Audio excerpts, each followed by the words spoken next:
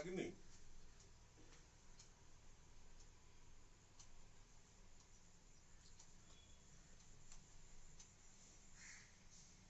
ଲାଗି ହେଉଥିବା ରୂପା ଅଳଙ୍କାର ସହିତ ନଗଦ ଟଙ୍କା ମଧ୍ୟ ଚୋରି ହେଉଛି। ଆମେ ସେଇ ଜାଗାରେ ଅଛୁ। ଦେଖନ୍ତୁ ଇଏ ହେଉଛି ସେଇ ଭଞ୍ଜନଗର ଶିରିଡ଼ି ସାଇ ମନ୍ଦିର।